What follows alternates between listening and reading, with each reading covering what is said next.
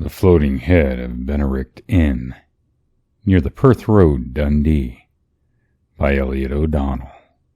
Some years ago, when I was engaged in collecting cases for a book I was contemplating publishing on haunted houses in England and Wales, I was introduced to an Irish clergyman whose name I have forgotten and whom I have never met since. Had the incident he related taken place in England or Wales, I should have noted it down carefully, but as it occurred in Scotland, and as I had no intention then of bringing out a volume on Scottish phantasms, I did not do so.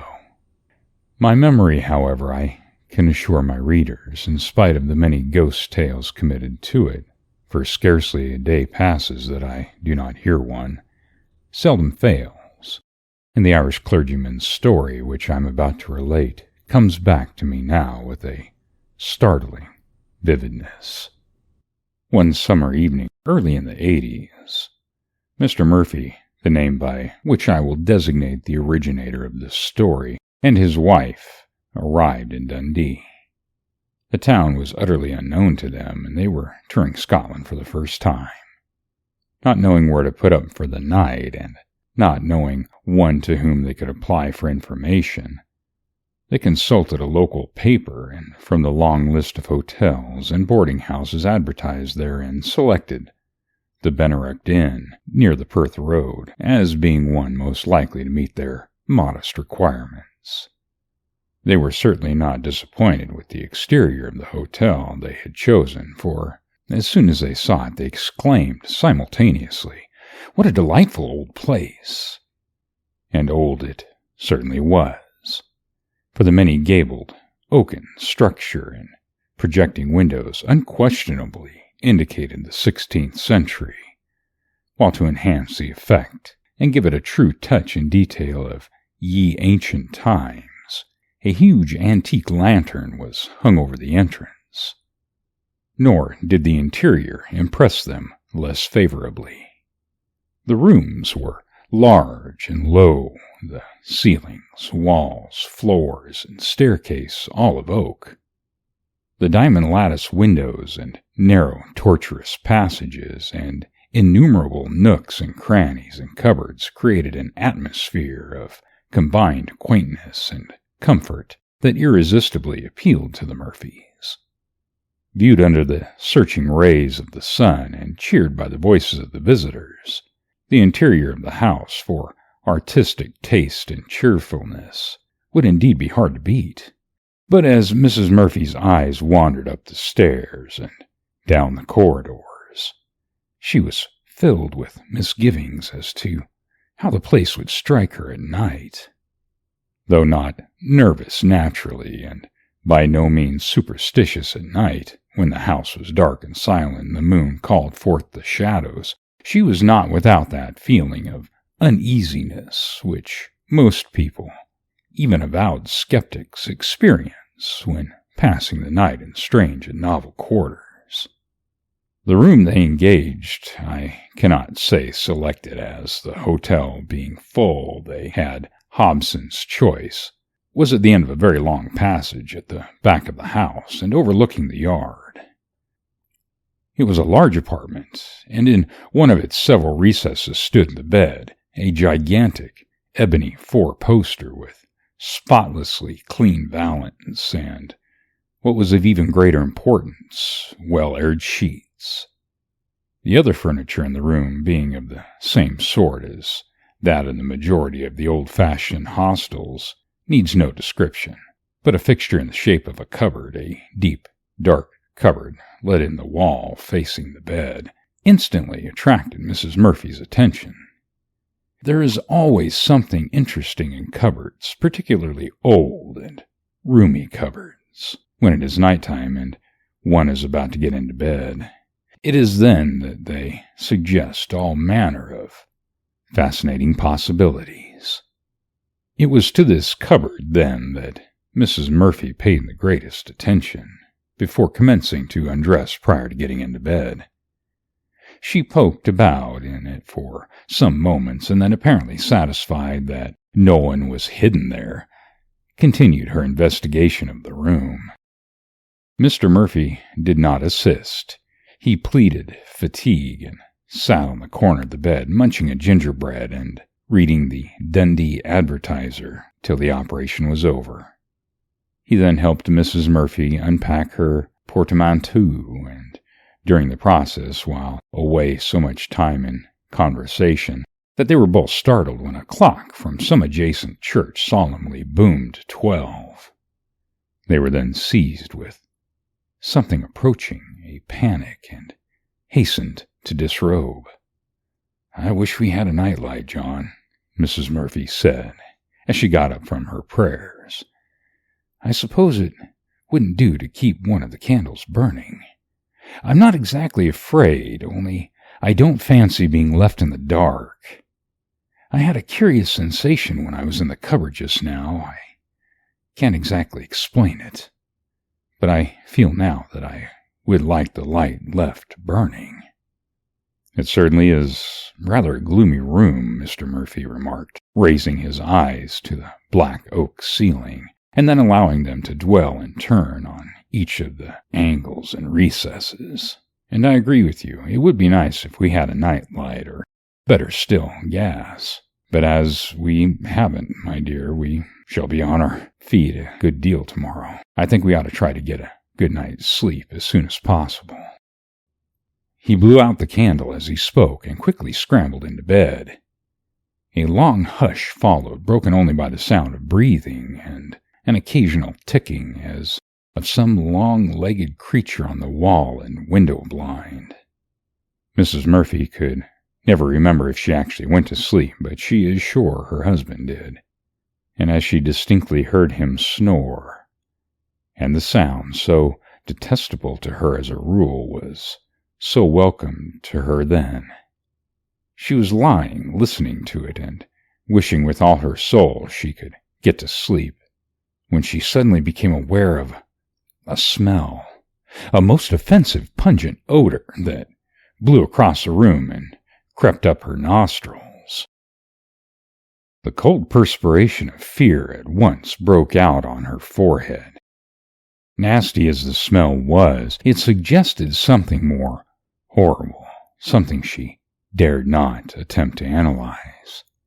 She thought several times of rousing her husband, but remembering how tired he had been, she desisted, and with all her faculties abnormally on the alert, she lay awake and listened. A death-like hush hung over the house, interrupted at intervals by the surreptitious noises particular to the night, enigmatic creaks and footsteps, rustling of drapery, sighs and whisperings, all faint, all very subtle, and possibly, just possibly, attributable to natural causes. Mrs. Murphy caught herself, why she could not say, waiting for some definitive auditory manifestation of what she instinctively felt was near at hand. At present, however, she could not locate it. She could only speculate on its whereabouts.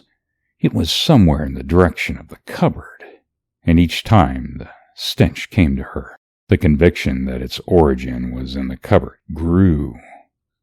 At last, unable to sustain the suspense any longer, and urged by an irresistible fascination, she got softly out of bed and, creeping stealthily, found her way with surprising little difficulty, considering it was pitch black and the room was unfamiliar to her, to the cupboard. With every step she took, the stink increased, and by the time she had reached the cupboard, she was almost suffocated. For some time she toyed irresolutely with the door handle, longing to be back again in bed, but unable to tear herself away from the cupboard. At last, yielding to the demands of some pitiless, exacting unknown influence, she held her breath and swung the door open. The moment she did so, the room filled with the faint, phosphorescent glow of decay, and she saw, exactly opposite her, a head, a human head floating in midair. Petrified with terror, she lost every atom of strength, and entirely bereft of the power to move or articulate a sound, she stood stock still, staring at it. That it was the head of a man she could only guess from the matted crop of short red hair that fell in a disordered entanglement over the upper part of the forehead and ears. All else was lost in a loathsome, disgusting mass of detestable decomposition too utterly vile and foul to describe. On the abnormal thing beginning to move forward, the spell that bound Mrs. Murphy to the floor was broken, and with a cry of horror she fled to the bed and awoke her husband. The head was by this time close to them, and had not Mrs. Murphy dragged her husband forcibly out of its way, it would have touched him. His terror was even greater than hers, but for the moment neither could speak. They stood clutching at one another in awful silence. Mrs. Murphy at last gasped, "Pray, John, pray, command the thing in the name of God to depart." Mr. Murphy made a desperate effort to do so, but not a syllable would come out. The head now veered around and was moving swiftly towards them, its awful stench causing them both to retch and vomit. Mr. Murphy, seizing his stick, lashed at it with all his might. The result was one they might well have expected. The stick met no resistance, and the head continued to advance. Both Mr. and Mrs. Murphy then made a frantic attempt to find the door, the head still pursuing them, and tripping over something in their wild haste, fell together to the floor. There was now no hope. The head had caught up to them. It hovered immediately above them, and descending lower and lower and lower, finally passed right through them, through the floor, and out of sight. It was long ere either of them could sufficiently recover to stir from the floor, and when they did move, it was only to totter to their bed, and to lie with the bedclothes well over their heads, quivering and quaking till the morning. The hot morning sun dissipated their fears. They got up and, hurrying downstairs, demanded an interview with their landlord. It was in vain. The latter argued it was all a nightmare. They showed the absurdity of such a theory by vehemently attesting they both had simultaneously experienced the phenomena. They were about to take their departure when the landlord, retracting all he had said, offered them another room and any terms they liked, if only they would stay and hold their tongues. "I know every word of what you say is true," he said in such submissive tones that the tender hearts of Mr. and Mrs. Murphy instantly relented, and they promised to remain. "But what am I to do? I cannot shut up the house, which I have taken a 20-year lease on, because one room in it is haunted, and after all that there is only one visitor in 20 who is disturbed by the apparition." "What is the history of the head?" "Why, it is said to be that of a peddler who was murdered here over 100 years ago.